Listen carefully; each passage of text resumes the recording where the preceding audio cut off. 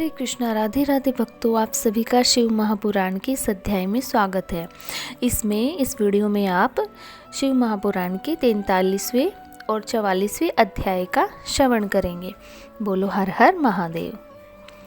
श्री ब्रह्मा जी बोले, हे नारद, सती जी यज्ञ में पहुंची, लेकिन वहाँ किसी ने उसका आदर नहीं किया, किसी ने पूछा तक नहीं। दक्ष के डर से उसके अनुयायियों में से भी उन्होंने किसी ने उसके बारे में न तो कुछ पूछा और न ही कोई बोला। केवल उनकी माता और उनकी बहनों ने उनका यथोचित सत्कार किया।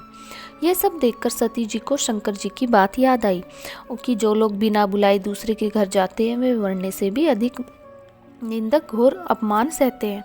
शिव निंदक को तो जीवा खींच लेनी चाहिए। यदि भगवान श्री शिव जी महाराज की निंदा सुनने वाला अपने अपने में शिव नंदक की जीवा खींचने की शक्ति न रखता हो तो फिर अपने दोनों कानों में उंगलियां देखकर उनको बंद कर लें और वहां से उठकर चले जाएं या अपने आप को भस्म कर डालें, वरना उसके लोक परलोक दोनों का सुख नष्ट हो जाता है। भगवान श्री सदाशिव जी महाराज की निंदा करने वाला तब तक नरक में वास करेगा जब तक इस संसार में सूर्य चंद्रमा स्थित है।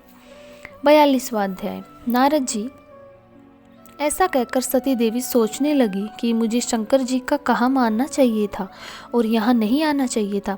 यदि मैं यहाँ न आई होती तो मुझे अपने स्वामी की निंदा न सुननी पड़ती। वह एक बार फिर क्रोध में भर गई। उन्होंने गर्ज कर कहा, हे सभासदों, तुम जो इस प्रकार शंकर जी की निंदा सुनकर हंस रहे हो, इसका फल तुम्हें शीघ्र ही भोगना पड़ेगा। तुम में से प्रत्येक व्यक्ति को अपने करने का फल भोगना पड़ेगा। तुम में से बहुत मारे जाएंगे और बहुत से अंग काटे जाएंगे, बहुत से भागकर अपने प्राण बचाएंगे। हे दक्ष, तुम्हें भी अपनी करने का फल भोगना पड़ेगा। तुम बहुत दुख पाओगे। शंकर जी सबके हितैषी हैं, उनको न किसी से शत्रुता है न मित्रता। ब्रह्मा और विष्णु उनके मित्र हैं। ऐसे शक्तिशाली और ऐश्वर्यशाली शंकर जी के बिना तुम क्या हो ही क्या वस्तु, और उसके बिना यह तुम्हारा यज्ञ क्या है। वेदों में कहा गया है कि जो किसी गुणशील में कलंक लगाए वह अधर्म है। किसी के पाप पुण्य का वर्णन करने वाला मध्यम और किसी के पाप छिपाकर उसकी प्रशंसा करने वाला उत्तम है। इन सब में से वह उत्तम है जो दूसरों की प्रशंसा करने में लगे रहते हैं और किसी की निंदा नहीं करते। अतः तुम शंकर जी के निंदक हो। तुम्हारे इस पापी शरीर के संयोग से जो मेरा शरीर बना है वह अब किसी प्रकार से भी भगवान श्री सदाशिव जी महाराज की सेवा के योग्य नहीं। अतः मैं अग्नि में प्रवेश करके इस शरीर का त्याग कर दूंगी। इतना कहकर सती यज्ञशाला में उत्तर की ओर मुँह करके बैठ गई।